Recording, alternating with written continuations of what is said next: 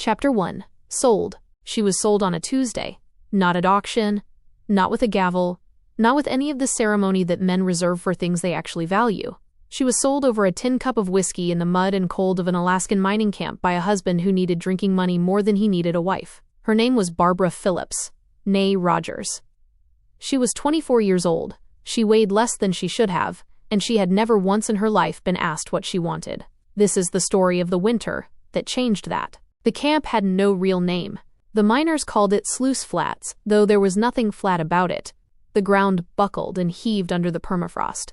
The wooden boardwalks that connected the tents and shacks lurched at odd angles, half swallowed by mud every time the temperature crept above freezing. It was September, and the temperature was not creeping above freezing anymore. The sky sat low and iron gray over the spruce trees. The creek that ran through the center of camp had gone slow and milky with silt and cold. The men who had spent the summer bent over their sluice boxes were now doing the arithmetic of winter in their heads. What they had, what they needed, how long they could last. Barbara Phillips did the same arithmetic every morning. She had been doing it for 2 years, ever since Toby had dragged her north from Missouri on the promise that Alaska would make them rich. It had made Toby drunk and mean, which she supposed had always been his natural state, only now there was permafrost underfoot and nowhere to go. She was hauling water from the creek when she heard Toby's voice carrying through the cold air, louder than it needed to be, the way it always got when he had started on the whiskey before noon. She did not look up at first. She had learned not to look up. Looking up at Toby when he was loud led to questions, and questions led to answers she did not want. But then she heard her own name, and she looked up. Toby was standing outside the supply tent with another man. The other man was tall, genuinely tall. Not just tall relative to Toby's slumped posture, but tall in a way that made him look like he belonged somewhere with more sky than Sluice Flats could offer. Dark hair, dark coat, and a jaw that could have been cut from the same granite as the mountains behind the camp. He had his arms crossed and he was not smiling.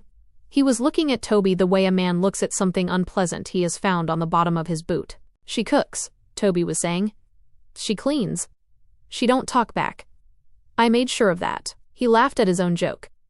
The tall man did not laugh. Barbara set down the water bucket very carefully, the way she had learned to set things down when her hands wanted to shake. Slowly, with attention, so that nothing spilled and nothing rattled and nothing gave her away. She already understood what was happening.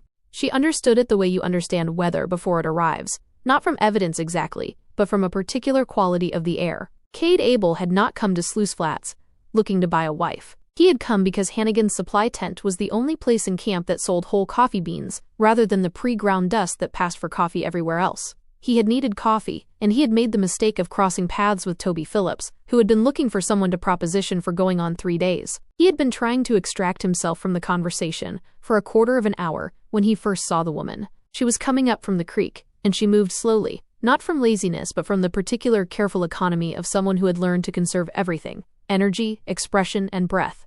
She was small. That was the first thing. She was small and thin, in a way that had nothing to do with natural build, and everything to do with not eating enough for a long time.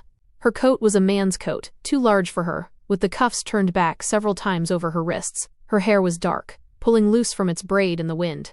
When she glanced up and saw Toby watching her, her face went carefully, deliberately blank. Cade had seen that expression before. He had seen it on horses that had been handled badly. It was the going away, behind the eyes. Something in his chest did something he did not entirely welcome. "How much," Toby said, "would it take to make it worth your while?"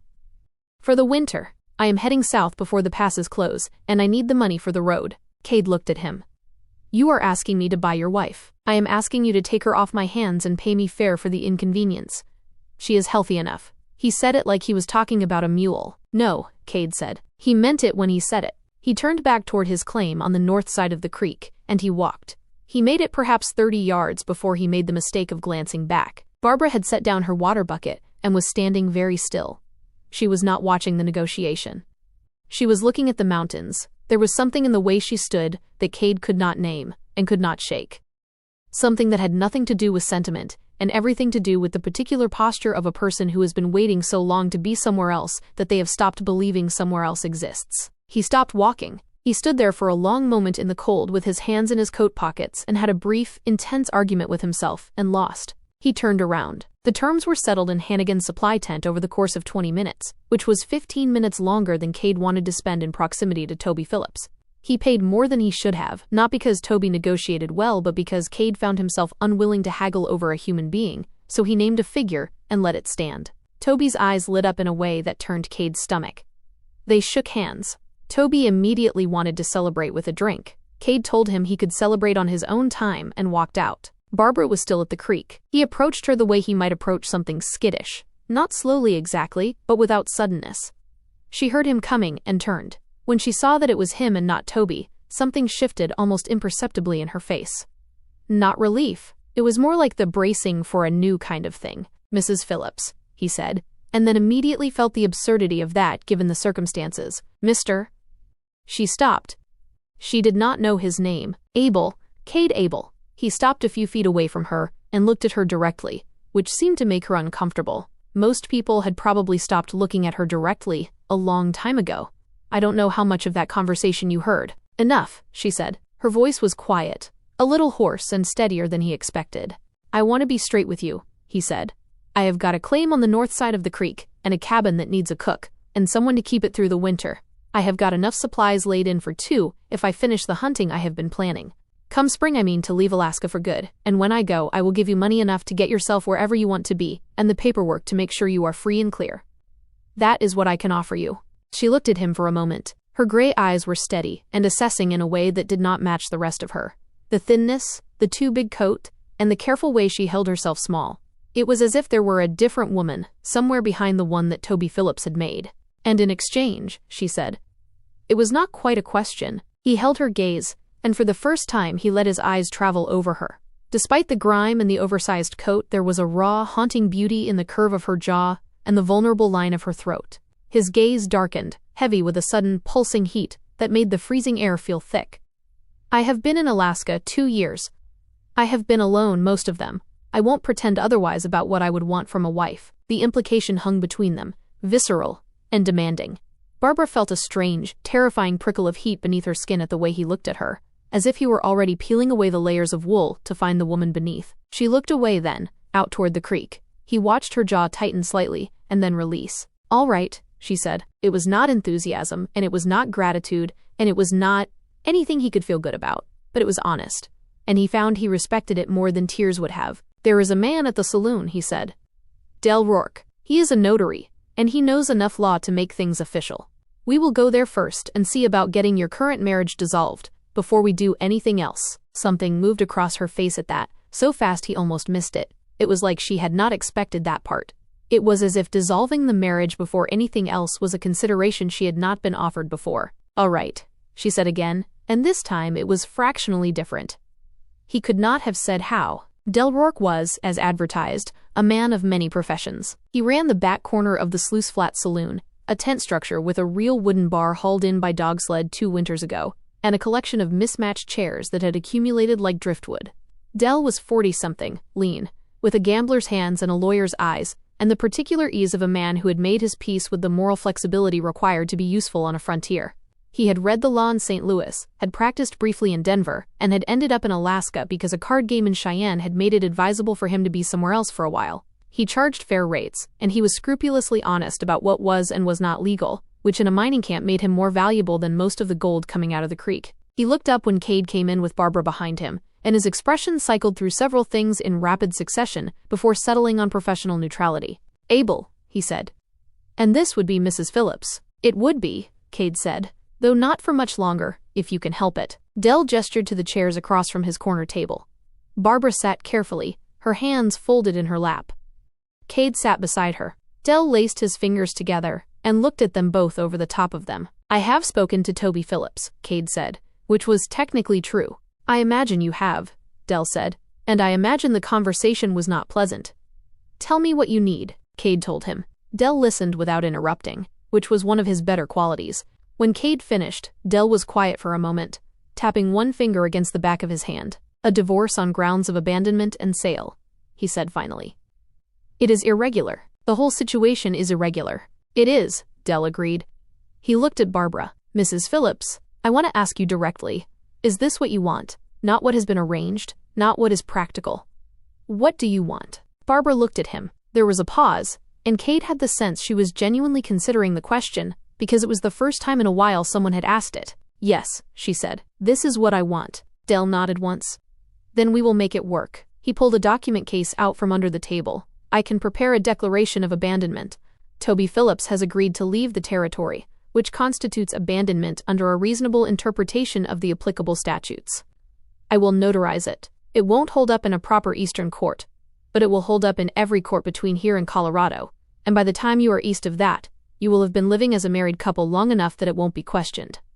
He paused. Speaking of which, you intend to marry. Today. If it can be done, Cade said. I am also an ordained minister, Del said, without any particular pride or shame. Ordained by a church in New Orleans that may or may not still exist, but the ordination is valid. Cade almost smiled. Of course you are. The paperwork took an hour. Del was thorough and precise, and explained each document to Barbara in plain language before he asked her to sign it, which Cade noticed and filed away. When everything was notarized and witnessed by Hannigan, who had been pulled in from next door smelling of coffee grounds and mild irritation, Del set it all aside and stood up. He married them in the back corner of the Sluice Flat saloon, with Hannigan as witness and 3 other minors who happened to be present and had no particular objection to watching.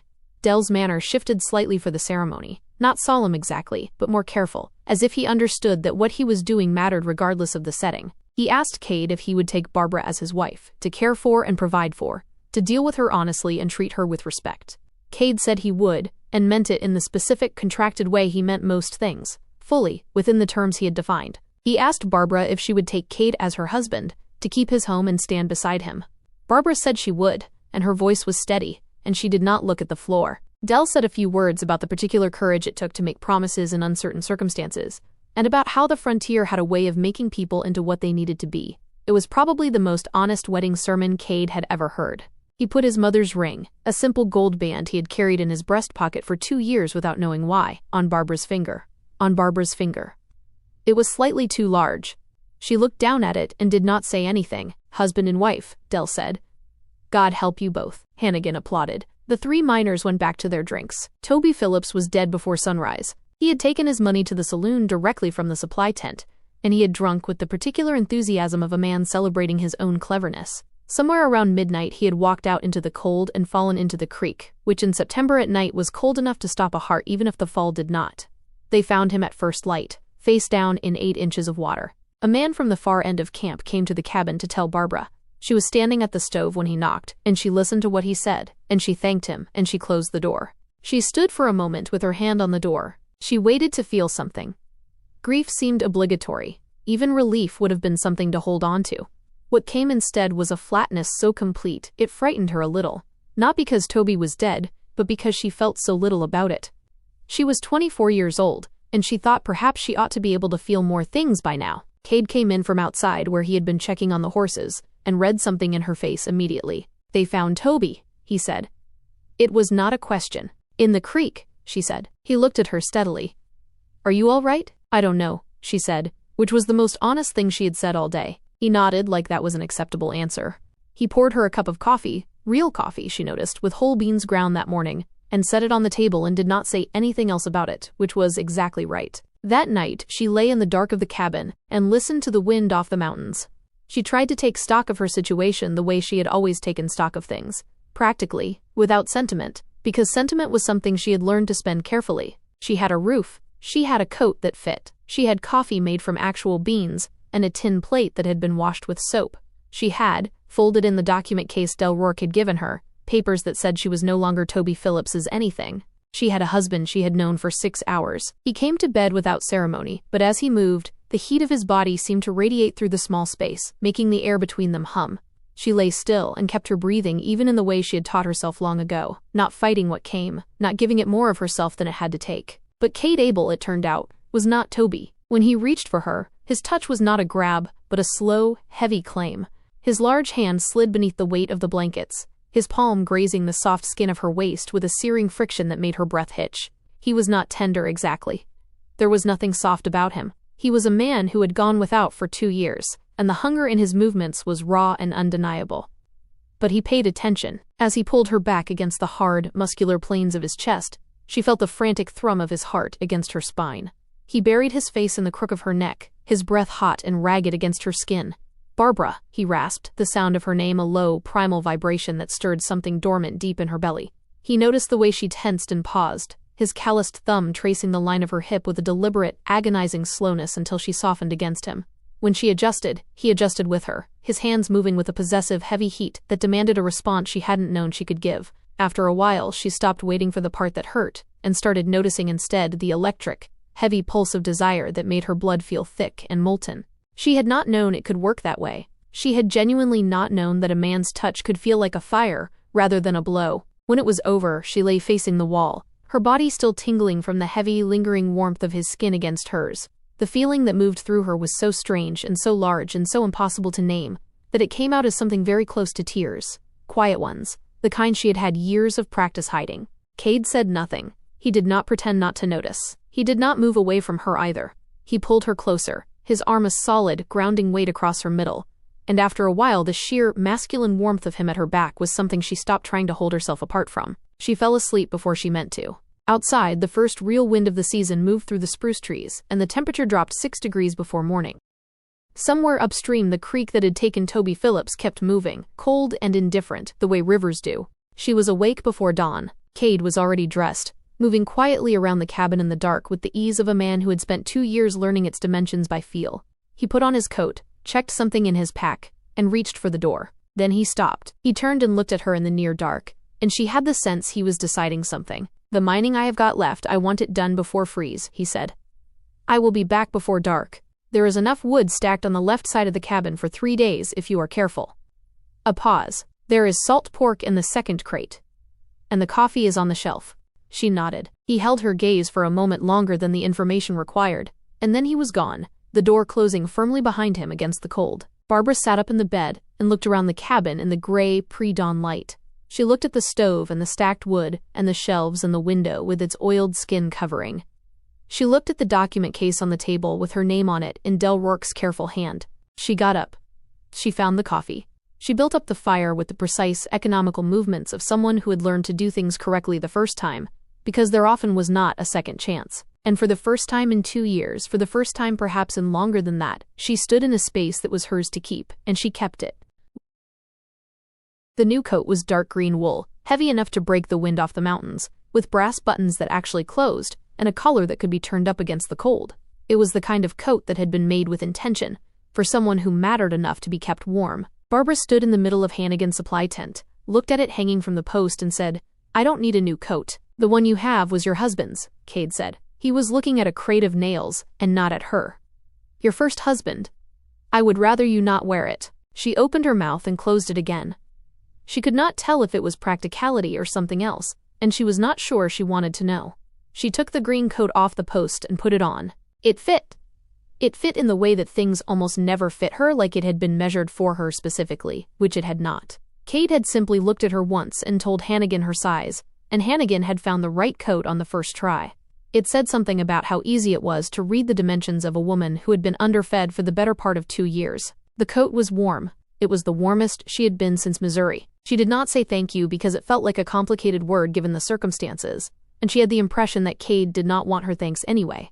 He seemed to conduct most of his generosity as if it were logistics, a problem identified and solved, nothing requiring acknowledgement. She was beginning to understand this was simply how he was, not performance, not calculation. He was just a man who noticed what was needed and moved to address it before anyone had to ask. It was so unlike anything she had known that she kept waiting for the other side of it to show. Hannigan laid out the rest of it on the counter. 2 wool dresses, a good thickness for the cold, 1 dark blue, and 1 the brown-gray of creekstone. Stockings, proper boots with laces that came up over the ankle. A flannel nightgown. Underthings, which Hannigan passed across the counter without comment, and which Barbara took with her eyes on the middle distance. A wool scarf. Mittens. Soap. Real soap, the kind with some weight to it, not the crumbling lye brick she had been using for 2 years. She watched Cade pay for it. He paid without flinching, though it was not a small amount, and when Hannigan tallied it up, he just nodded and counted out the money from a leather pouch that had the particular heaviness of real gold weight behind it. "That is everything?" Cade said. "Unless you want the lady to have a second pair of boots," Hannigan said. He was a practical man who dealt in practical observations. Cade glanced at Barbara. "Do you want a second pair?" "No," she said, because the boots she had were already more than she had expected. "That is everything," Cade said. They walked back to the cabin in silence through the camp. Barbara carrying the bundle of folded clothes, the green coat buttoned against the morning cold. A few of the miners glanced at them. She was aware of being looked at in a way that was different from before, still appraising, still the way men in mining camps look at women who are the only women visible, but filtered now through the fact of Cade walking beside her. Cade was not a man most people looked at for long without deciding it was not worth the trouble. She kept her eyes forward and walked. The rhythm of those first weeks established itself without much discussion, because they were both people who moved toward utility when in doubt. Barbara cooked. She had always been a good cook. It was one of the skills that had made her useful enough to keep when she had nothing else to recommend her.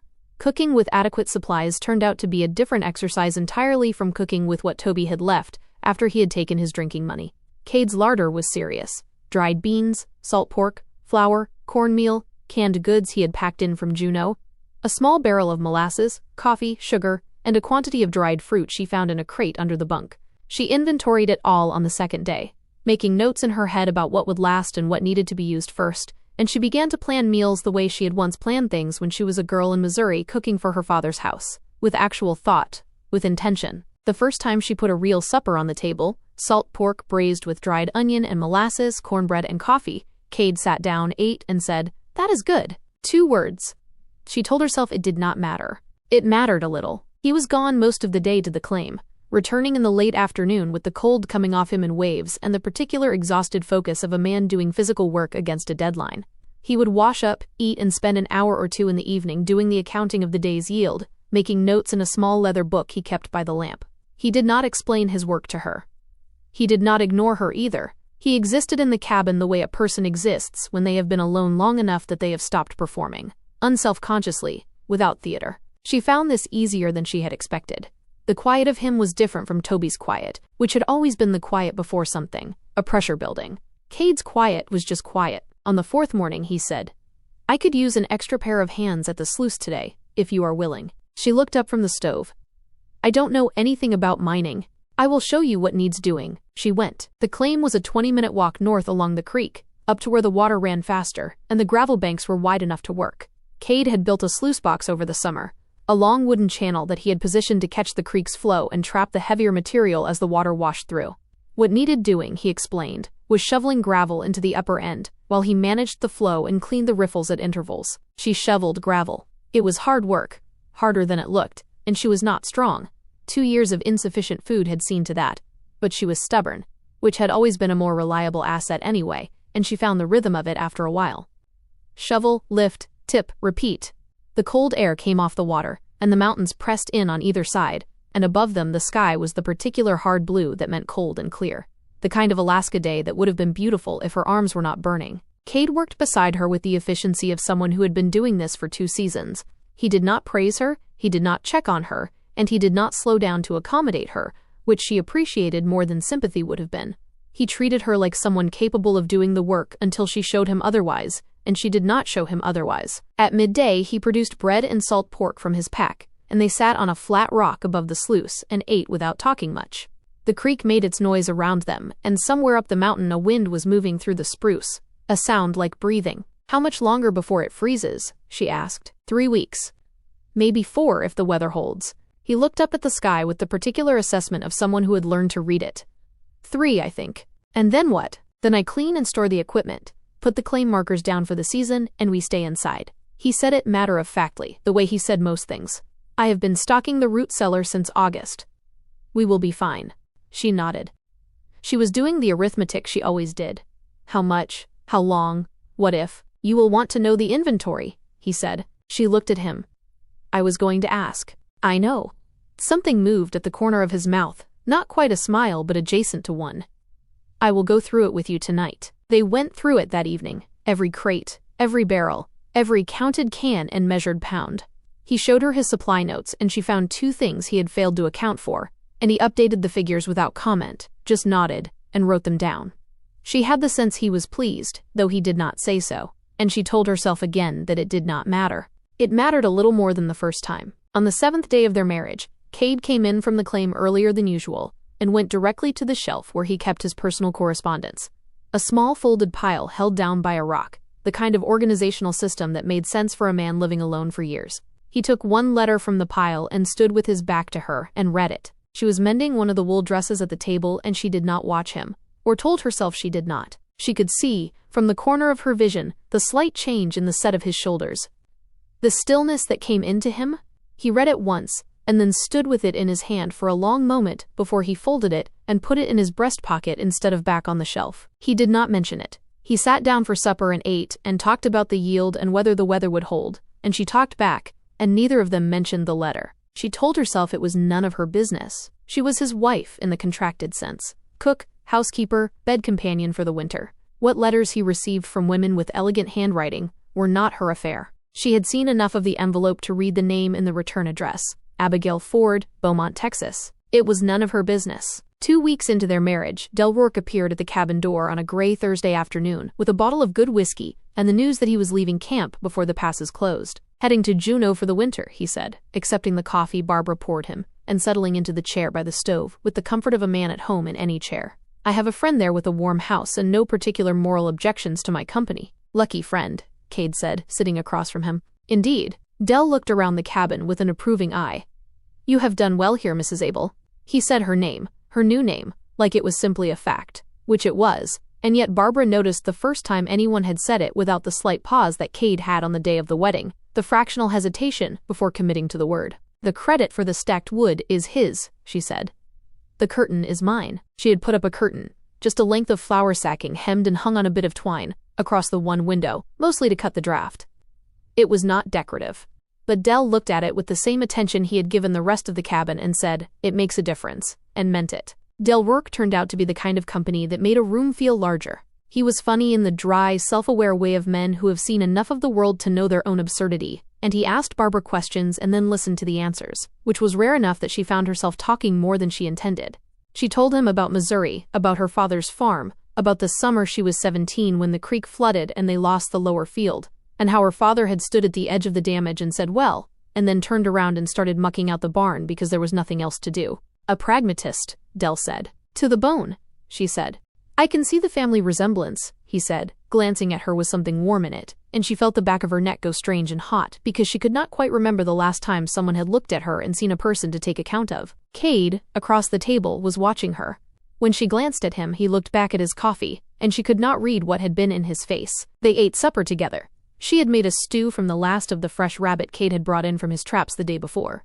And Del told them about the card game in Cheyenne that had precipitated his Alaskan career. A story that was either partly embellished or entirely true and funnier for the ambiguity. And Cade laughed. Really laughed. Low and sudden. And Barbara discovered she had been waiting to hear that sound without knowing she was waiting for it. After Del left, walking back toward the saloon with his whiskey tucked under his arm and his coat turned up against the dark, the cabin felt both quieter and less cold than it had been before. Barbara cleared the supper things, and Cade banked the stove, and she was aware of him behind her, aware of the space of the cabin, aware of the fact that it was the first evening in 2 weeks that had felt like something other than two people politely managing proximity. He likes you, Cade said. He is a likable man, she said. It probably comes easy to him. That is not what I meant. She did not turn around. She stacked the tin plates on the shelf. I know what you meant, she said, and left it there. She found the letter by accident. She was not snooping. She was cleaning, actually cleaning, the kind of deep order cleaning she did when the weather made her restless, moving things to sweep under them and putting them back. And the letter fell out of his breast pocket when she picked up the coat he had left draped over the chair. She should have put it back. She stood with it in her hands and looked at the handwriting on the outside. Cade Abel, care of the Sluice Flats post agent, and at the return address, and then at the single sheet inside, which unfolded without her meaning it to. My dearest Cade, I write to you with a heavy heart, and yet also I confess, with hope that I know I have not the right to feel. Robert passed in August, a fall from his horse, sudden and terrible, and I will not pretend to you that the marriage was what either of us hoped it might be. I find myself alone now, and find myself thinking, as I have often thought these past 2 years, of what was left unfinished between us. I know I chose wrong. I have always known it. If you are willing to come home, I will be here. Yours as I perhaps always was. Abigail. Barbara read it once. She folded it exactly as it had been folded. She put it back in the breast pocket of the coat. She hung the coat on the hook by the door, and she went back to sweeping. She swept the entire cabin. She swept it with great thoroughness and attention, and she did not think about the letter, or she thought about nothing but the letter in the way that amounts to the same thing. Beautiful, Toby had said once, early on, sneering at some society page in a newspaper they had found in a saloon. That is the kind of woman a man actually wants, not a plain-faced girl from a dirt farm. She had pretended not to hear. She had pretended not to hear a great many things. Abigail Forde, of Beaumont, Texas. With her elegant handwriting and her hope she had not the right to feel. Barbara put the broom away. She started supper. Cade came in from the claim an hour later, and she had everything on the table and her face arranged in the careful neutral expression she had years of practice with. And he ate and talked about the yield, and she listened and answered, and did not think about the letter. She was very good at not thinking about things. She had been practicing since she was 17. The snow came on a Wednesday, 3 weeks after their wedding. It came in the night, quietly, the way the most significant things often do. And when Barbara woke in the gray-white morning light and looked through the oiled window skin, the world had been replaced. The camp was gone, or nearly, the tents and shacks reduced to soft humped shapes, the boardwalks buried, the creek muffled and slow under its new weight. The spruce trees were heavy and still. The sky was the uniform white of more to come. She got up and put more wood on the fire and started the coffee, and when Cade came in from checking the horses, stamping snow off his boots at the door, he looked at the window, and then at her. "Last day at the claim today," he said. "Maybe 2 if the snow stops, but it won't." She poured his coffee and handed it to him. He took it and stood at the window for a long moment, looking out at the white buried camp. "After today," he said, "it will just be us." "I know," she said. He looked at her then, a look she was still learning to read, direct in the way he always was, but with something underneath it that she did not have a name for yet. "Are you all right with that?" he said. She thought about the question seriously. The way Dell had taught her questions deserved to be thought about. The cabin was warm. She had a coat that fit. She had flour and salt pork and coffee, and the tin behind the stove where Cade had started putting her share of the yield. A thing she had not yet been able to look at directly, because it undid her in ways she was not ready to examine. She thought about Abigail's letter. She thought about a woman in Beaumont, Texas, who had chosen wrong and now wanted a second chance. She thought about the winter closing in on all sides like a hand, and Cade on the other side of the table, looking at her. "Yes," she said, and she meant it in more ways than she intended. Outside, the snow kept falling, steady and indifferent and absolute, and sluice flats disappeared underneath it, and the world contracted to the size of one cabin, one stove, 2 people who barely knew each other. Winter began. Chapter 3. The Long Dark. The first thing Barbara learned about winter in Alaska was that it had weight. Not just the cold, which was a presence of its own, a thing that pressed against the cabin walls and breathed through every gap in the chinking and turned the air outside into something that hurt to swallow. But the dark itself had mass. By November, the daylight had narrowed to a gray strip in the middle of the day. A few thin hours that gave just enough light to see by and not enough to do much with. And then the dark came back, enormous and complete, and the cabin became the whole world. Barbara had expected to find it crushing. She had expected, in the long, honest accounting she did with herself in the early mornings before Cade woke, to find herself unraveling. All that close air and close proximity, and no distance to put between herself and her own thoughts. She had spent 2 years in Alaska learning how much she needed distance. Space to be small in. Room to disappear into. What she found instead surprised her. The cabin was 30 feet by 20. It had a stove, a table, 2 chairs, the bunk against the far wall, a shelf of books, 3 crates that served as additional storage, and Cade Abel, who took up a disproportionate amount of the available space simply by existing in it. And yet, the weight of the dark and the cold on the outside of the walls had the strange effect of making the inside feel held rather than confined. The fire in the stove was not just heat, but evidence. They were here. They were warm. The storm could do what it wanted. She was not, she discovered, afraid of winter. She was beginning to discover, afraid of spring. They settled into the days. Cade had brought in a serious quantity of wood before the snow locked them down. Weeks of it, stacked with the methodical thoroughness he brought to everything. And Barbara managed the fire with the same precision she managed the food stores, never burning more than was necessary, always thinking 3 days ahead. She cooked 2 real meals a day, and kept the cabin clean, and mended things that needed mending, and these tasks, which in another life had been the full sum of her existence, and a kind of quiet degradation, felt different now in ways she was still puzzling out. The difference was the tin behind the stove. Cade had started it the second week at the claim, before the snow, tipping a measure of gold dust into a small tobacco tin after each day's yield, and setting it on the shelf with her name said once, plainly, not as a gift but as a statement of fact. Your share. She had not touched it in the first week. She had looked at it. She had moved around it carefully, like something that might startle. In the second week she had taken it down and held it in her palm, and felt the weight of it, which was not heavy, and yet was the heaviest thing she had ever held. She had never had anything that was hers, not in the way that meant no one could take it. Her mother's hair comb had been sold when she was 12. The quilt she'd made at 15 had gone with the household when her father remarried. Toby had taken every cent she'd ever had and called it marriage. The tin was not worth a fortune, but it was hers, and she knew now with a certainty that lived somewhere below, thought that she would do a great deal to keep having things that were hers. She put the tin back. She went back to the stove. She felt something move through her that was not gratitude exactly. Gratitude had a bowed quality to it, a debt shape, and this was something straighter. In the evenings they read. Cade had a shelf of books that told her more about him than he had volunteered in words. A surveying manual, a history of the Texas cattle trade, 2 volumes of Dickens, a collection of Robert Burns' poetry that looked more read than the others, and a battered copy of Don Quixote in Spanish that she hadn't expected. She had asked about the Spanish once, in the second week, and he'd said his mother had insisted on it and then not elaborated, which was a complete sentence in the language of Cade Abel. She read Dickens in the evenings. He read the Burns or made entries in his accounts book, or simply sat, which he could do with a quality of stillness that she found neither uncomfortable nor demanding. He did not need her to perform. She had spent a great deal of her life performing contentment, performing gratitude, performing the docile smallness that kept things from escalating.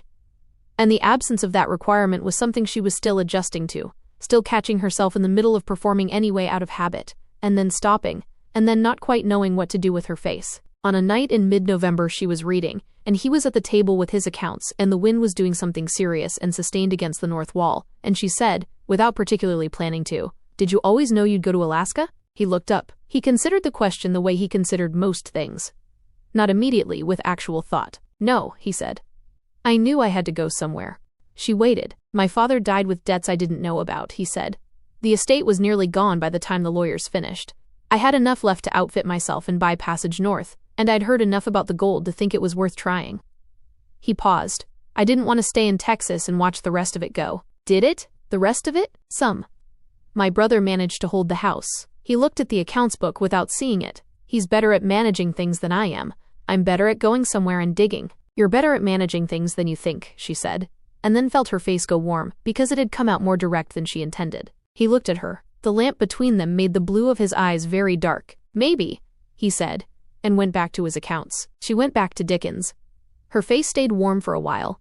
In December he had the nightmare. She woke to him rigid beside her, breathing in the short arrested way of someone whose body has decided it is in danger, and she lay still for a moment doing the rapid unconscious calculation she had developed over years of sleeping beside someone whose moods were volatile in the dark.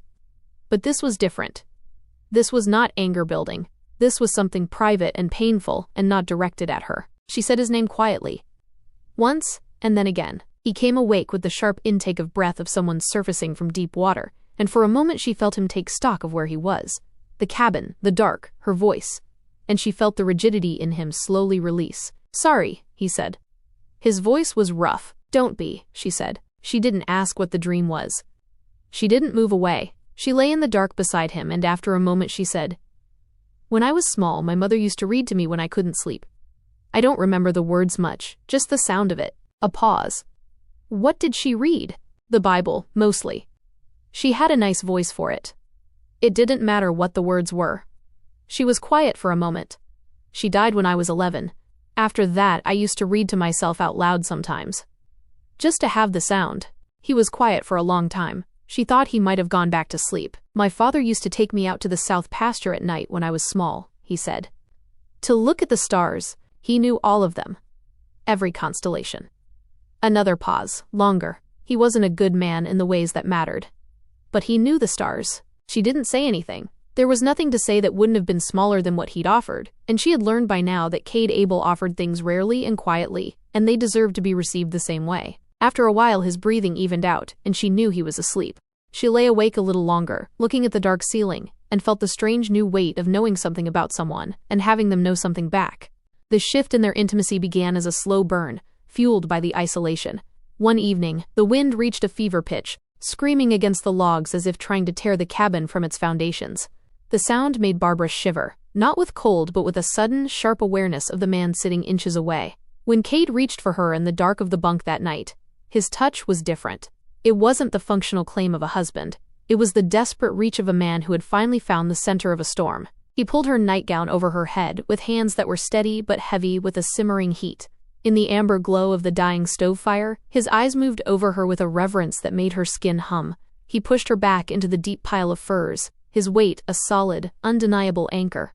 When he kissed her, it wasn't a beginning, but a continuation of every word they hadn't said. His tongue was a slow, hot invasion, tasting of the brandy they'd shared and the salt of her skin. Barbara found herself reaching back, her fingers clenching into the corded muscle of his shoulders. She didn't want to disappear, she wanted to be consumed. Cade's mouth moved down, his teeth grazing the sensitive cord of her neck before his tongue found the hollow of her throat. His hands, rough and calloused from the sluice, moved over her breasts with an agonizing slowness, his thumbs rhythmically teasing her nipples into tight, aching points. She let out a low, ragged moan as he moved lower, his breath hot against her belly. When he opened her legs, she didn't recoil. She arched into him, her breath hitching in her chest. His fingers found her slick and ready, circling with a bruising intent that made her vision blur. When his mouth finally replaced his hand, the sensation was a violent jolt of electricity. She gripped the furs until her knuckles went white, her head thrashing against the pillow as he coaxed a frantic, sobbing release from her body. He didn't wait. He stripped with a primal urgency, his naked form a shadow of hard lines and raw power. When he entered her, he did so in one deep, deliberate thrust that seemed to fill every hollow inch of her soul. Barbara gasped, her legs locking around his waist to pull him even deeper. They moved together with a frantic, desperate rhythm, the only sound the creak of the bunk and their synchronized ragged breathing. Cade's hands were everywhere, gripping her hips, tangling in her hair, as if he were trying to memorize her through his skin. When the end came, it was a mutual shattering, a guttural growl torn from his throat as he spilled into her, pinning her to the bed with a weight that felt like safety. Christmas came and went with little ceremony. She made a molasses cake from a recipe she carried in her head, and he produced, from some depth of his pack she hadn't reached, a small bottle of brandy that they drank in careful measures over 2 evenings. He gave her a knife, a good one, bone-handled, in a leather sheath, and said it was practical, which it was, and she thanked him and meant it, and wore it on her belt from that day forward, which seemed to please him in the quiet way things pleased him. She gave him nothing because she had not known to prepare something, and she felt the lack of it acutely. He told her not to be foolish about it. She was not foolish about it, but she filed the lesson away. Next year, and then stopped, because next year she would not be here. Next year she would be wherever the money in the tin took her. She had not thought clearly about that in several weeks, and she made herself think about it now, sitting with the brandy warming her chest and the snow doing its work outside. Next year she would be somewhere with her tin and her knife and her papers, and she would be all right. She had the outline of all, right now. She knew what it looked like. She looked at Cade across the table, and he was looking at her, and she looked away first. January was the deepest part. The cold reached levels that made the air crystalline, and still, and strange. They didn't talk about it. They burned a little more wood than her careful calculations allowed, and she revised the calculations, and didn't mention the revision. They stayed close to the stove, and the evenings got longer, and somewhere in the long unbroken stretch of January nights, the quality of the silence between them changed. It was not the silence of two people managing proximity. It was not the careful silence of early November. It was the silence of two people who have run out of performance and found something more comfortable underneath. He said her name differently now. Not Mrs. Abel, which he'd dropped after the first week, and not the careful neutrality of Barbara in the early weeks, but something with ease in it, something that assumed her. She noticed. She didn't say she noticed. She laughed for the first time. The first real laugh, not the polite approximation she produced when social courtesy required it. On a Thursday in mid-January, when he came in from the woodpile with snow down the back of his coat, and the expression of a man deeply affronted by weather, and she looked up from the stove, and something about the combination of his dignity and his situation struck her as genuinely funny, and she laughed before she could stop it. She stopped it quickly. Old habit, but he had heard it. He stood there shaking snow out of his collar, and looked at her with an expression she had never seen on him before. Open, a little startled, like something had caught him off guard. "Don't stop," he said. She felt her face go warm. "I wasn't laughing at you." "I know what you were laughing at," he said. "Don't stop." She didn't laugh again right then, because it didn't come on command, but later that evening when he was telling her about a mule his brother had owned, that had developed a systematic policy of sitting down in creeks, she laughed again, twice, and both times she let it go where it wanted to go instead of pulling it back, and Cade watched her like a man watching something rare that might disappear if he moved suddenly. The nights were different now too. She did not have language for how they were different, only the evidence of it, that she had stopped waiting for the thing she'd been braced for and started arriving instead, that his hands on her felt like a conversation she was beginning to understand the grammar of, that there were nights when she was not passive but present, when she moved toward rather than simply accommodating. On one such night, as the moon cast a cold silver light through the oiled window, Cade pulled her against him, his skin searingly hot against the chill of the room. He didn't rush. He traced the curve of her spine with his lips, his hands exploring her with a possessive, heavy heat that made her blood feel like molten lead. He turned her over, his eyes searching hers in the dark, and for the first time, Barbara didn't look away. She reached up, her fingers tracing the jagged line of his jaw before pulling him down. The heat between them was a physical weight, thick and suffocatingly sweet.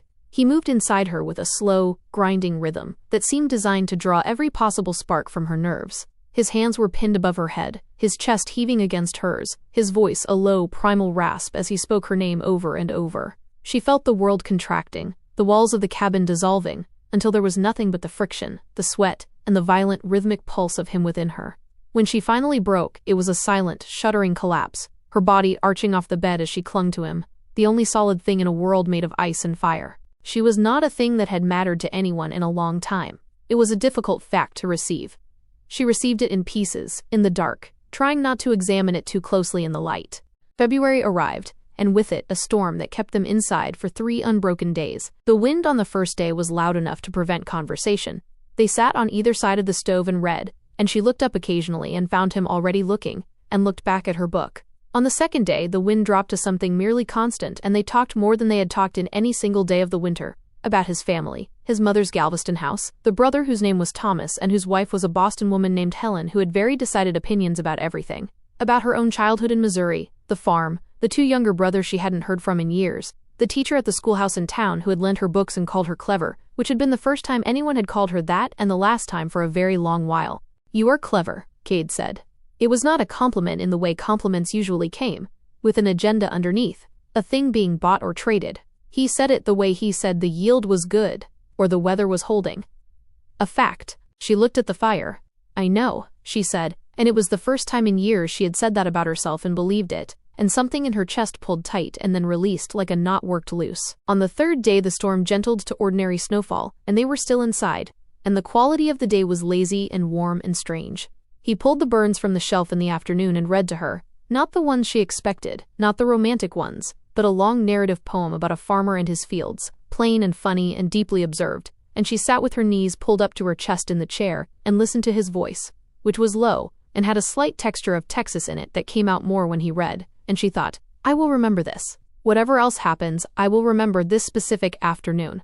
She discovered the pregnancy on a morning in late February. She had been trying not to know for 2 weeks, which was its own kind of knowledge. She sat on the edge of the bunk in the early morning while Cade slept, and she did the arithmetic. Not the winter arithmetic, not the supply arithmetic, but the most fundamental arithmetic there was, and arrived at the answer she'd been avoiding. She sat with it for a long time in the gray morning quiet. She thought about the tin behind the stove. She thought about the letter in his breast pocket. She thought about Beaumont, Texas, and a blonde woman with elegant handwriting who had chosen wrong and was waiting for a second chance. She thought about a ranch in Texas and a polished family, and the distance between a plain-faced girl from a Missouri dirt farm and the kind of woman a man like Cade Abel was supposed to come home to.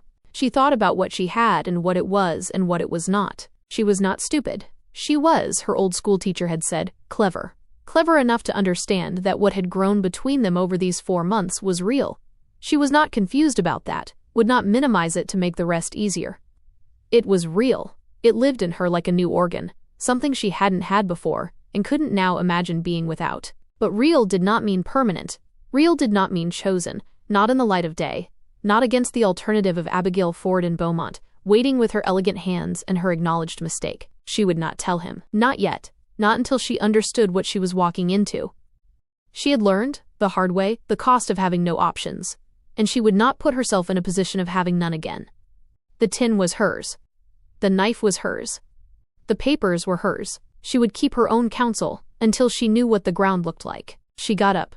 She put wood on the fire. She started the coffee with the quiet economy of a woman who had learned to build her mornings from the inside out, regardless of what waited in the rest of the day. Cade woke to the smell of coffee and the sound of her moving and said, still half asleep, "What time is it?" "Early," she said. "Go back to sleep." He did, which was its own small proof of something, that she was a voice he could trust, a sound that meant safe. And she stood at the stove and felt the weight of what she was carrying, which was more than one thing now, and looked out through the oiled window skin at the snow. Still there. Still falling, slow and steady, but lighter than before. The thaw, when it came, was gradual, and then sudden, the way thaws always are. Weeks of incremental softening, and then one morning the quality of the light was different, and the snow on the south-facing slope above the cabin had a dark edge where the ground was coming back. Cade stood at the door and looked at it. 2 weeks, he said. Maybe 3. She came to stand beside him, not quite touching. The cold air came in around them, and she stood in it with her new coat buttoned, and her bone-handled knife at her hip, and her tin full of gold on the shelf behind her, and the things she was not yet saying, living quietly in her chest. We'll need to leave before the passes get soft, he said. I know. I'll need to arrange passage from Juneau, and buy horses in Whitehorse for the overland. He stopped. He turned and looked at her, and something in her face must have been doing something she didn't intend, because his expression shifted into that open, uncertain thing she'd first seen when she laughed. Barbara, we should start making a list, she said. Of what to pack. He looked at her for a long moment, and she could feel him choosing, between pressing and not pressing, between asking and leaving it, and she did not help him either way, because she was not yet ready for the conversation that would come after. All right, he said finally, and turned back to the thaw. She looked at the light on the snow. She thought, Colorado. She had heard it was good land. She had heard the summers were long. She thought, stop it. She thought, I know what I'm doing. The Abel house was not a house.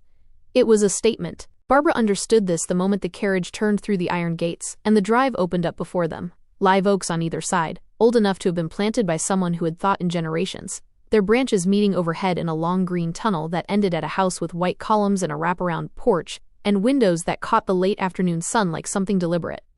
The lawn was kept. The flower beds were kept. Everything about it said, we have been here long enough to tend things. She kept her face neutral. She had practice. Beside her, Cade was looking at the house with an expression she could not fully read, something complicated, something that had history in it. He had not talked much on the journey from Juneau, through Whitehorse, down through the long, slow passage of train and stage that had taken them from the raw cold of Alaska to the thick green warmth of Texas spring. He had been attentive in the practical sense, handling arrangements, making sure she was comfortable, producing food when she needed it, with the same quiet logistics he had applied to everything since September. But there had been a new distance in him, or not a new distance exactly, more like an old one returning, the one he had in the very first weeks when they were still only managing proximity. She had told herself it was the journey, the transition, the accumulated strangeness of going from one world to another. She had not told herself what she suspected, which was that he was thinking about what came next, what he had said he would do. The divorce, the money, the clean conclusion to an arrangement that had been, in its original terms, temporary. She had not told him about the pregnancy. 3 weeks since the thaw, 2 weeks of travel, and she had not told him. She was showing slightly. The looseness of her traveling clothes hid it, and she had chosen them deliberately for exactly that purpose. And she carried the knowledge of it like the tin, close and private and entirely her own until she decided otherwise. She would not make a claim on him with it. If he wanted to go back to Abigail Forde, he would go back free. The carriage stopped. A man came out from the side of the house to take the horses. The front door opened. Margaret Abel was a handsome woman in her middle 50s, with Cade's dark coloring and none of his stillness. She moved with the efficient social energy of someone who had managed a household and a family and a position for 30 years, and intended to continue doing so. She came down the porch steps to meet them, and embraced Cade with genuine warmth, and then turned to Barbara with the smile of a woman who had made a decision about something before she arrived. Mrs. Abel, she said. Welcome. The welcome was not warm. It was correct. It was the specific correctness of a woman who knew the difference between what was done and what she wanted, and intended to do what was done while making the other clear in a subtler register. Barbara shook her hand, and said she was pleased to be here and meant none of it, and suspected Margaret Abel knew she meant none of it, and respected her marginally for it. Thomas Abel was broader than Cade, easier in his face, with the look of a man who had stayed and managed, and was not entirely sure how to feel about the brother who had left and come back rich. He was pleasant. His handshake was genuine. His wife Helen was from Boston, and had brought her opinions with her like luggage, and unpacked them in every room. She assessed Barbara in the first 30 seconds, with the thoroughness of a woman cataloging a deficiency, and Barbara felt the catalog happening and kept her chin level and looked back. The younger sister was 17, and her name was Clara, and she appeared behind her mother on the porch steps with her dark hair loose and her face openly curious, and when Cade saw her he stopped being complicated for a moment, and became simply a brother who had missed his sister. Clara threw her arms around him and said she had thought he was going to get eaten by a bear, which made him laugh in the real way, the low, sudden laugh Barbara had spent most of January listening for. Clara looked at Barbara over Cade's shoulder, with frank interest, and no performance whatsoever. "You are much prettier than I expected," she said. "Clara," Margaret said. "What?" "It is a compliment." Clara pulled back from Cade and offered Barbara her hand like an equal. "I am Clara. I have been told not to ask you too many questions, but I am warning you in advance that I will." "I don't mind questions," Barbara said, and meant it, and felt something in her unclench infinitesimally. The room they gave her was large and well-appointed, and had a window that looked out over the back lawn to the tree line. The bed had a canopy. The washstand had a real mirror and a porcelain basin and soap that smelled of lavender. It was the most beautiful room Barbara had ever slept in, and she stood in the middle of it for a long moment after the maid left and felt entirely wrong inside it, the way a barn cat feels in a parlor. Not hostile to the surroundings, just native to something different. She unpacked her things, her 2 wool dresses, slightly worse for the journey. The flannel nightgown, the knife, which she put on the nightstand because it was hers and she would put it where she wanted, the document case with her papers, the tin, which she wrapped in the nightgown and put at the back of the drawer. She changed into the better dress and went downstairs. Supper was an education. The table was set with the full formality of a household that had kept its standards through financial hardship and was now restoring them with the particular intensity of people proving something. 3 forks. 2 glasses. Candles. Barbara counted the forks and chose the right one without appearing to think about it, which was one of the things her Missouri schoolteacher had covered in the brief, impractical lessons on comportment that Barbara had absorbed and then had no use for until now. She was grateful, distantly, for a dead woman's thoroughness. Helen Abel watched her choose the fork and recalibrated something. Margaret talked about the county, who had done what, who had married whom, which families were up and which were navigating difficulty, and Cade listened with the patience of a man who had been away long enough to be genuinely interested despite himself. Thomas talked about the land, the cattle, what he had managed to hold and what had gone. Clara talked about everything else, and was told twice to let others speak, and continued anyway. Barbara ate and listened, and spoke when spoken to and worked at, not thinking about the conversation that happened after supper, the one she could feel coming the way she had felt the original transaction coming, in the quality of the air, in the thing that was not being said yet. It came in the parlor, over coffee, when Cade stepped out with Thomas to look at something in the study, and Margaret Abel set down her cup with the precision of a woman setting down her pleasantries at the same time. "You must find this all very different," Margaret said, "from what you are accustomed to." "Very," Barbara said. "Alaska sounds dreadful." "I am glad Cade is home." A pause, light as a scalpel. "I am glad he had someone to look after things while he was there." Barbara looked at her steadily. "He looked after most things himself." "Of course," Margaret smiled. "He is very capable. He always has been." She turned her cup in its saucer. "I wonder if you have thought about what you would like to do after." Cade mentioned he had made certain arrangements regarding your future. "He mentioned that, did he?" Barbara said. "Only in the most general terms. He is very decent that way." Another pause. "There are options, of course. For a woman in your position, with some means, a respectable boarding house, a small business. We have connections in San Antonio who could help with something suitable." Barbara said nothing. She looked at Margaret Abel and thought, "You have been rehearsing this. You have had this conversation planned since before I arrived."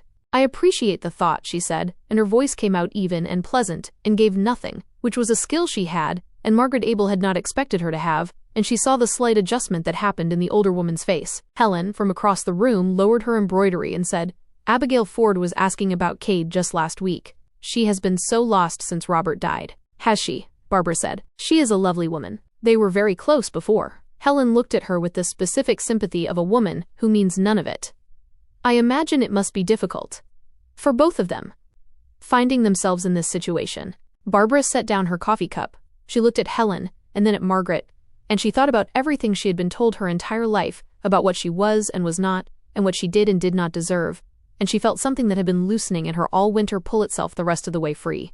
"It has been a very long day," she said pleasantly.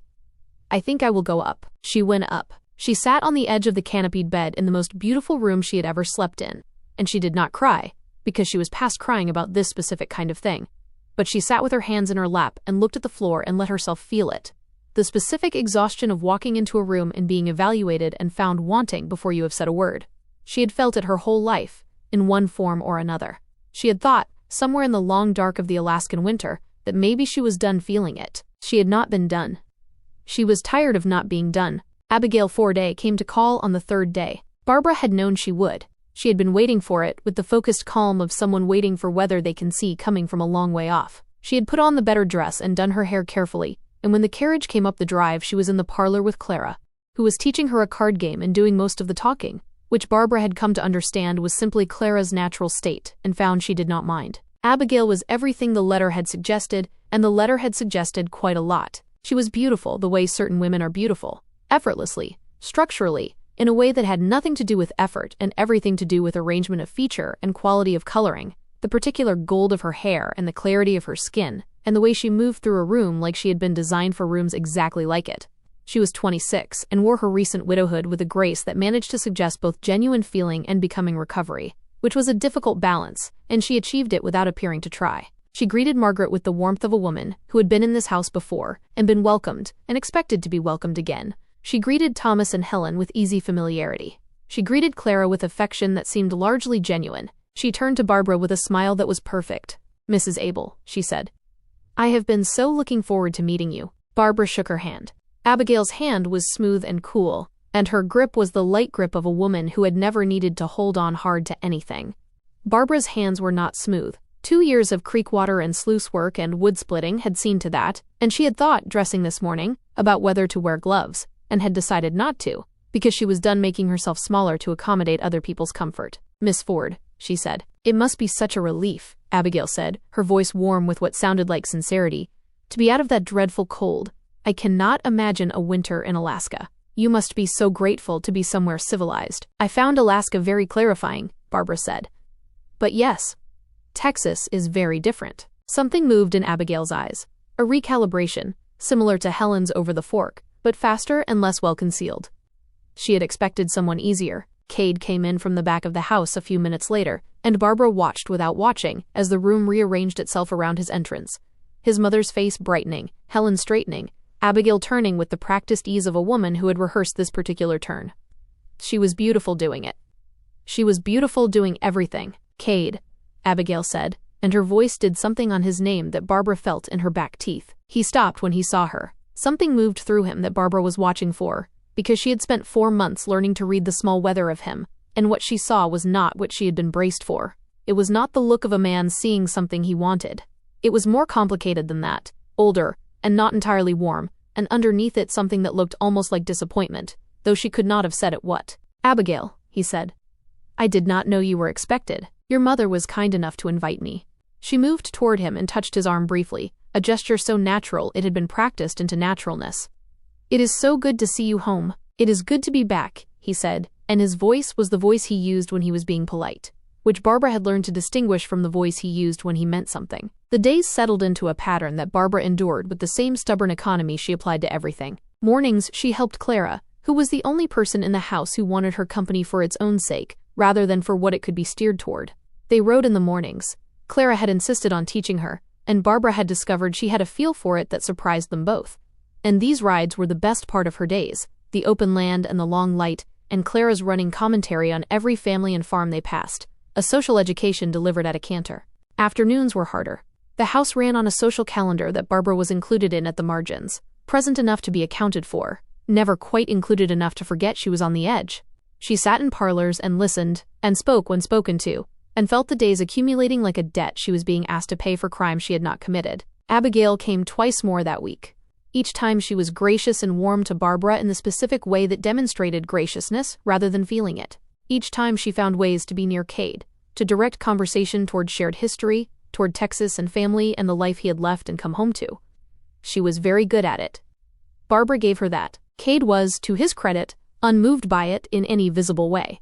He was polite and occasionally warm in the impersonal way he could be when the situation required, and Barbara watched him with Abigail and watched him away from Abigail and compared the two, and what she saw was distance. Not the new comfortable distance of the cabin, the distance between people who know each other.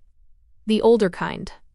The managing kind, but she had also found the letter. She knew what Abigail had written, and she knew that he had kept it close, in his breast pocket, for the months that followed. And whatever she had read in his face in that parlor on the day of Abigail's first visit, she was not so far gone as to trust her own interpretation of a man's heart, when the alternative was the most beautiful woman in the county. She was practical. She had always been practical. She had the tin. She had the knife. She had the papers. She started looking at maps. She did not sleep well in the canopied room, which was too warm and too soft and too full of the wrong quality of silence. The house silence of a large sleeping building, rather than the cabin silence of two people breathing in a small space against the dark outside. She woke most nights at some point and lay looking at the ceiling and thinking in the careful, measured way she thought when she was planning. Colorado. She had asked Thomas casually about land out west, and he had talked about Colorado with the authority of a man who followed land prices and the specific knowledge that it was good cattle country, farmable, water access manageable. A woman with means, not great means, but sufficient means, could establish herself. Could buy something small. Could start. She was not nothing. She had the tin. She had 4 months of winter, and a pregnancy she was now definitely showing, though the loosened dresses she had adopted since arriving at the house obscured it still, and she had perhaps 2 more weeks before someone with eyes looked at her directly and knew. She was going to have to make a decision. She made it on a Thursday night. She pulled her traveling bag from the wardrobe and began folding things into it with quiet efficiency. The document case and the tin unwrapped from the nightgown and placed at the bottom, her clothes on top, the flannel nightgown, the knife in its sheath laid along the side. She moved around the room in the lamplight and thought about what she was taking and what she was leaving and whether this was running or choosing, and decided it was choosing, which was different, which was something she had only recently learned she was allowed to do. She fastened the bag. She sat on the edge of the bed and looked at the floor. The door opened. Cade stood in the doorway in his shirt sleeves, with his coat over his arm and his own bag in his hand, and he looked at her bag on the floor, and he looked at her, and something in the set of his face was so unguarded and so exact that she felt it like a hand closing around her heart. His bag. He had his bag. "I was going to wake you," he said. She stared at him. "Not tonight," he said. "I was going to wait until morning. But I was packed." He looked at the bag at his feet, like it had done something without his permission. "I suppose I did not want to wait." "Where?" she said. Her voice came out strange. "Wherever you want," he said. "I thought Colorado." She sat on the edge of the bed in the most beautiful room she had ever slept in, and looked at the man in the doorway with his bag in his shirt sleeves, and the particular, open, undefended look he almost never wore in daylight, and she thought about everything she was not yet saying, and everything she was afraid of, and everything she had decided in the 4 months of winter and the 2 weeks of this house, and she said, "There is something I have to tell you first." He came into the room. He set his coat on the chair and his bag on the floor, and he sat beside her on the edge of the bed, close enough that she could feel the warmth of him, and he looked at her with the full attention she had learned over a winter was simply what he did when something mattered. "All right," he said. She told him about the pregnancy. She said it plainly, without preface, in the practical voice she used for facts. She watched his face as she said it, and she watched it move through several things. Surprise, first, genuine and unguarded, and then something else, something that settled into his features like a man finding his footing. He did not say anything for a long moment. She sat with the silence and did not try to fill it, and did not allow herself to interpret it. "How long have you known?" he said. "Since February." He looked at the wall across the room. "You did not say." "No. Because of Abigail," he said. "Not a question." She looked at her hands. "I did not want to." She stopped. Started again. "I was not going to use it to keep you somewhere you did not want to be." The silence that followed had a different quality. She felt him turn to look at her, and she kept her eyes on her hands. "Barbara," he said, and his voice was the voice she had spent a winter listening for. "Look at me." She looked at him. "I wrote back to Abigail in October," he said. "From the camp. Before the snow." He held her eyes with his, steady and direct in the way he was always steady and direct when it mattered. "I told her I was sorry for her loss, and I wished her well." She said nothing. "That was the whole letter," he said. That was all of it. She thought about the letter in his breast pocket. She thought about the weeks it had lived there, close to him. "You kept hers," she said. "I know." He was quiet for a moment. "I kept it because I was still deciding. And then winter started, and I stopped deciding." He paused. "I had already decided. I just hadn't admitted it." She looked at him and wanted very badly to believe him and knew, somewhere honest in herself, that she did.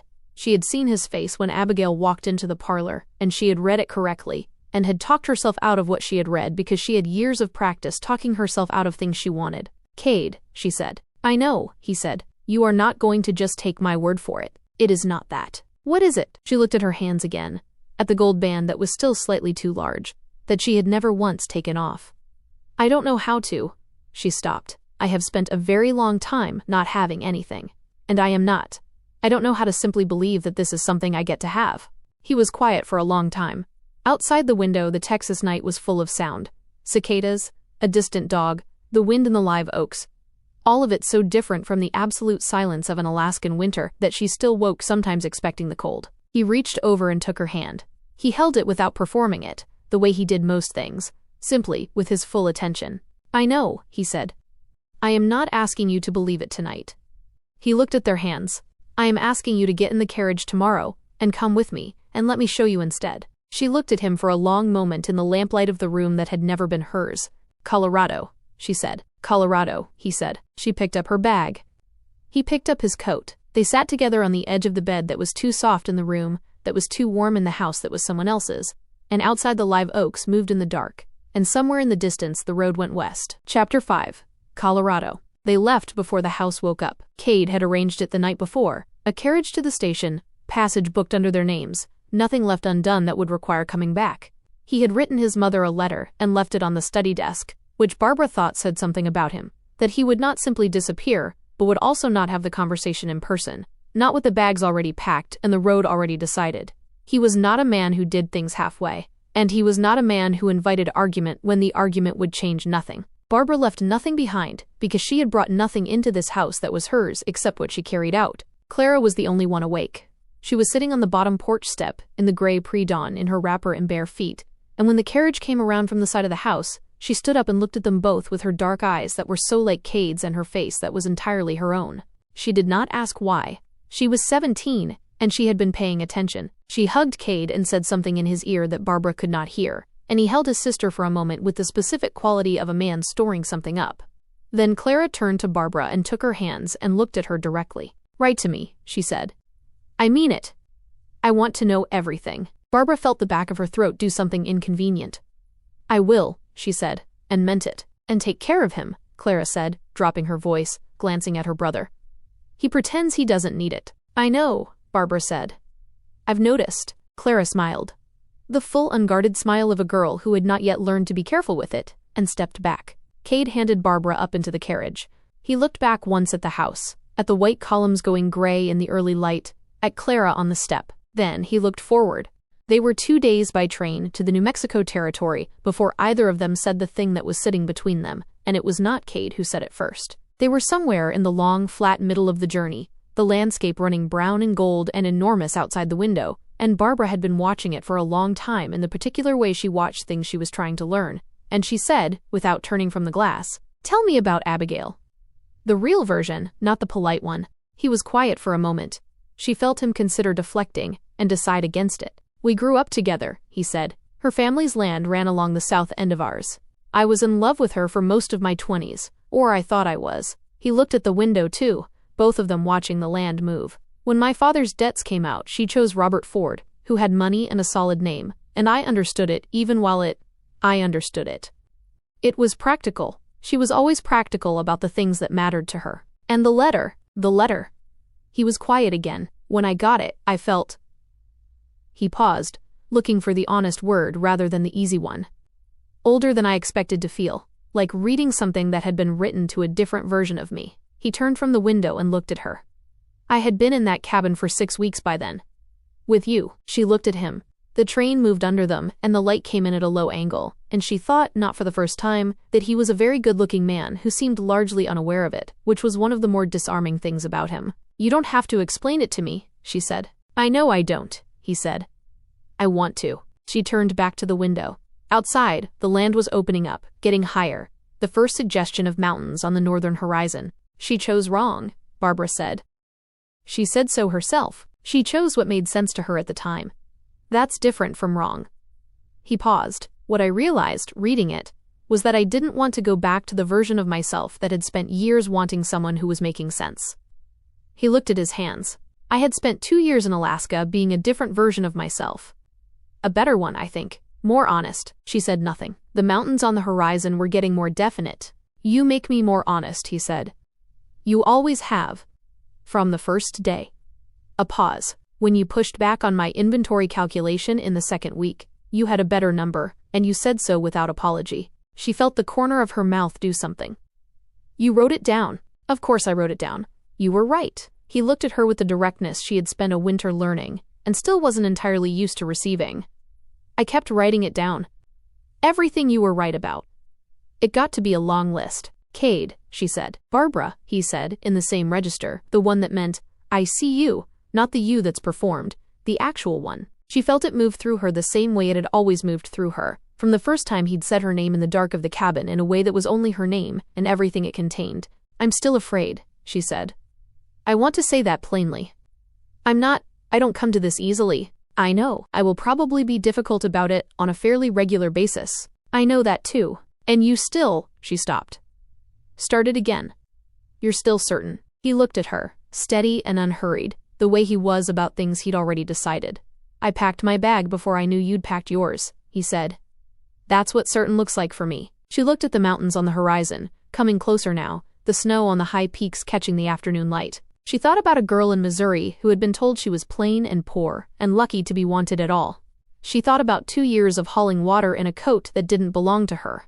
She thought about a tin of gold on a shelf in an Alaskan cabin, and a schoolteacher who had called her clever, and a man who wrote it down when she was right. She thought about the child that was growing, unhurried and certain, making its own decisions about timing regardless of hers. She reached over and took his hand. She did it without performance, without the checking and rechecking she usually did before she allowed herself anything. Just reached over and put her hand in his the way she had learned over a winter that she was allowed to.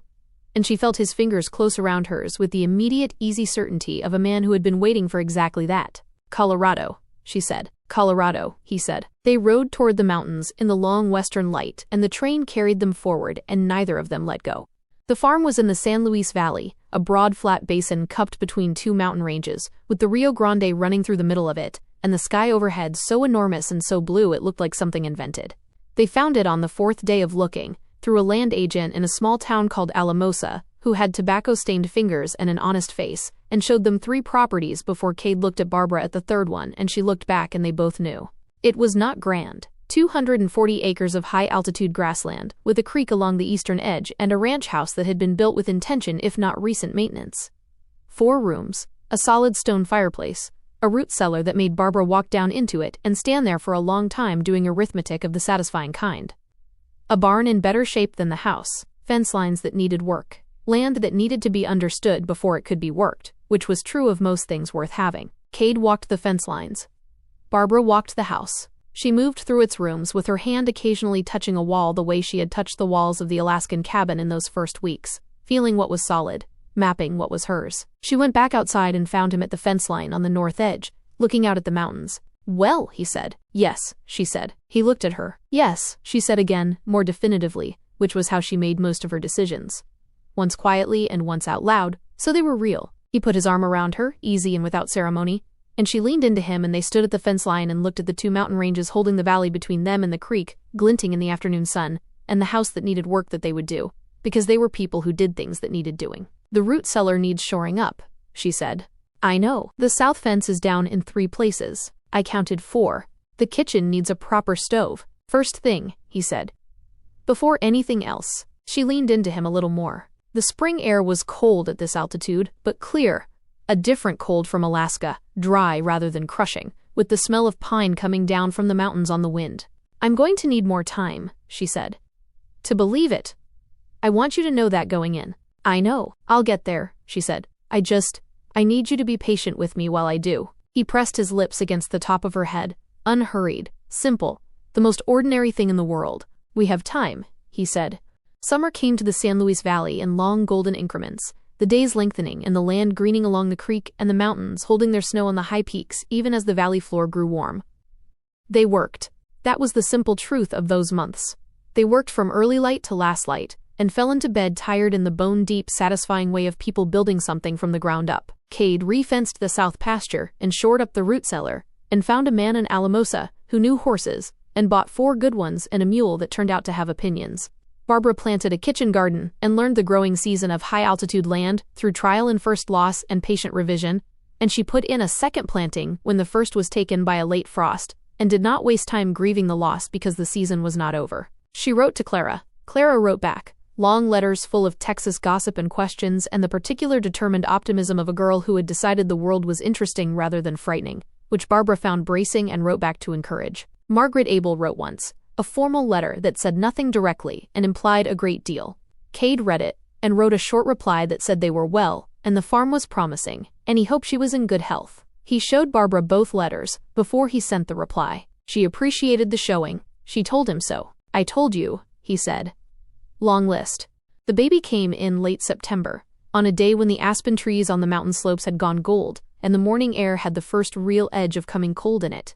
She went into labor at dawn, and Cade went for the midwife from town, a practical Tejano woman named Senora Vega, who arrived, assessed the situation, told Cade to be useful or be elsewhere, and proceeded to manage the morning with the unflappable competence of a woman who had done this several hundred times. Cade was not elsewhere.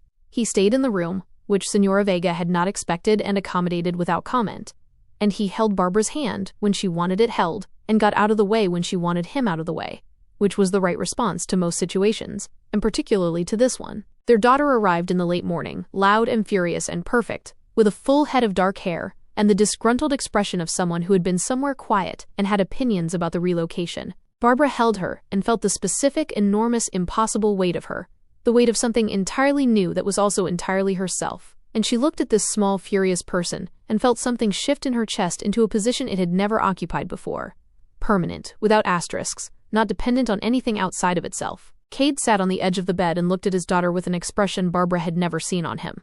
It was the expression of a man who has been self-sufficient for so long that being needed again comes as both shock and relief, and it undid her more than any declaration would have. "She looks angry," he said. "She's been through a lot," Barbara said. He looked up at her then, and the look between them was the kind that had no adequate translation. The look of two people who have been through the same thing and know it and don't need to perform the knowing. "Eleanor," Barbara said. It was the name they had decided on, after her schoolteacher, who had called her clever in a Missouri schoolroom a long time ago, and planted something that had taken years to grow. "Eleanor Abel," Cade said, testing it.